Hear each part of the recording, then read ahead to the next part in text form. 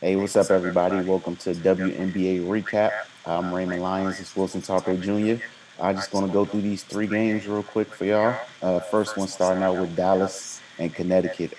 Connecticut got a close win, 70-66. Rike had 19. Alicia Gray, another strong game. She had 15 points, 8 rebounds for Connecticut. DB had 18 points, 6 rebounds, 4 assists. Alyssa Thomas, 17 points, 7 rebounds, 4 assists. No surprise, them two been leading the way for them all season. And Connecticut starting to string together some wins here after a slow start. Talk to me about this one, man. I think there was another example of Connecticut just showing you their mental toughness. Like you said, a slow start. They're starting to kind of climb their way out of the hole that they kind of stumbled into to start the year. I think people are kind of finding their roles on this iteration of the team, Hmm. which is pretty much AT and DB, right? It's Alyssa and Dewana. Everybody else kind of just fit in, and I feel like they're getting there. It was good to see Breon January back tonight, which is another veteran guard, which doesn't hurt. It's another veteran, another calming influence, and she does a lot of stuff that doesn't necessarily show in everyone's favorite category in the box score, aka points. Um, but I felt like the difference tonight, they were just the aggressor, right? We know they've had some issues with the free throw line, Hmm. but bottom line, they got to the line 21 times tonight.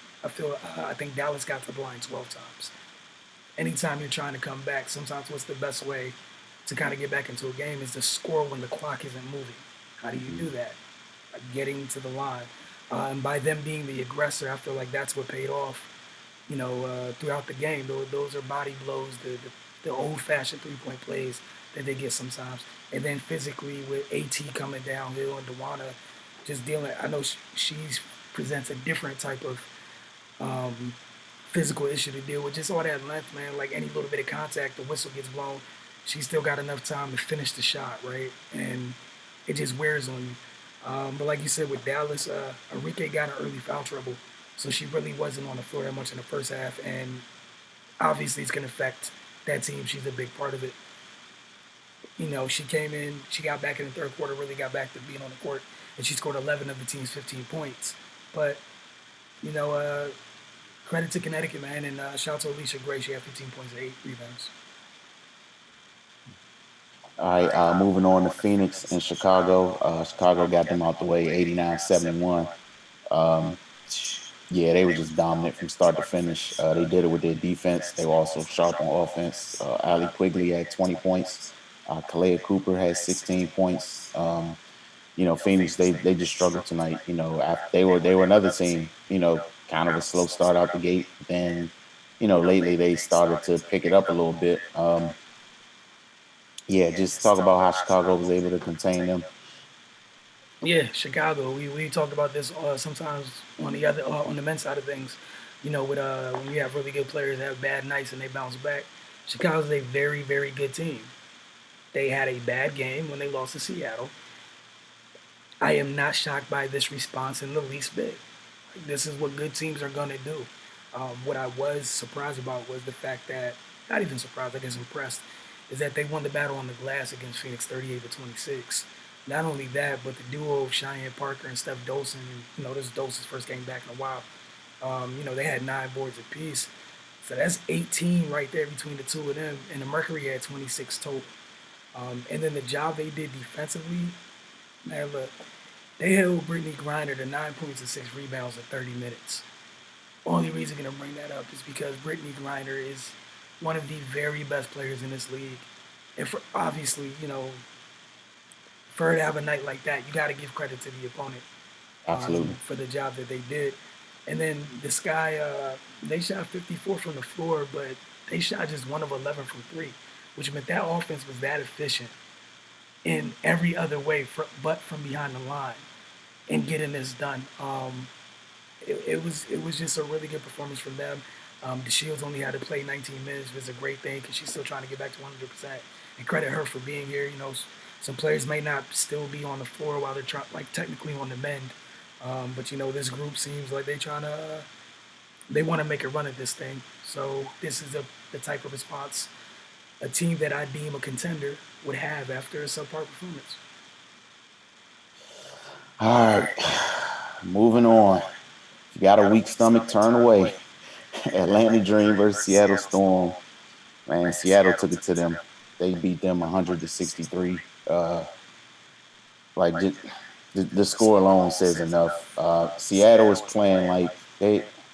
The vibe I get from them is people forgot about 2018. That's what I'm getting for them. Like last year, they obviously had the injuries to deal with. This year they got people back, and it's kind of a revenge tour. Like they're 7-1, and they, man, like I don't know, man. Like, but the thing that did stick out to me in this game, these two teams just played, and you see the difference when you don't have a dynamic scorer like Kennedy Carter in there. Courtney Williams has displayed that type of ability in the past, but she's just not herself yet, and Atlanta just couldn't get anything going. And like we've said, pretty much every time Seattle's played, you can't do imperfect things against them because they're going to take advantage and they're going to pile it on. So yeah, man, just give your thoughts on this one. I mean, it's literally what you said. I know Kennedy's only a rookie, but you got to see her value, right? She's already, even as a rookie, one of the better players in the league at breaking down her initial defender and getting to the lane. She can literally get to any spot she wants when she wants to. Now, some of the decision making once she gets to where she wants to go, that'll get better with time, right?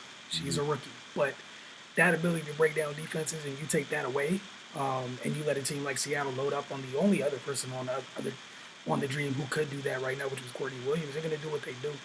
Credit to Laney. I'm sorry, Benijah Laney. She continued to have a good game, but that's the thing. It was just her. And then Atlanta, they do a lot of work inside with Elizabeth Williams, and Mo Billings has gotten off to a good start this season. Probably against Seattle, when they rolling out, they roll their trio of Natasha Howard, Brianna Stewart, and Ezzy. I'm not gonna try your last name tonight because I don't feel like butchering it. I need someone to help me get the right pronunciation. It's gonna be Ezzy until then. Y'all know who I'm talking about. Um, that was it. You got those three out there. That means the paint's pretty much shut down, right? Then you still got Alicia Clark out on that floor, being Alicia Clark. She had a super efficient night. I think she had 16 points and 7 and 9 shooting. And Stewie had a bad game tonight. This was just one of those displays where it's kind of just like their depth got to just flex a little bit tonight. Sue came Mhm. back tonight, but that's all I walked away with. Sammy Whitcomb, talking about someone just growing, and her confidence is growing by leaps and bounds. First year in the league, got the ball, a little hesitant to pull it now. Very itchy trigger finger. She's even attacking off the bounce just a little bit, enough to where, she can attack a hard closeout. I like her effort, just period on both ends. Um, it was just a really thorough showing by Seattle, and I'm not gonna sit here and disrespect Atlanta in the least bit. It's sports; teams have those types of nights. It was just one of those things where this is what happens when if you don't bring your best on a night against the best. This is potentially the outcome, and I'm gonna Mhm. leave it at that. I'm not gonna just throw them under a bus and back over them or anything like that. Like, if you don't bring your best against the upper echelon of the league, this is what could potentially happen. Yeah, man. But that was a beautiful eulogy, man. Thank you for that.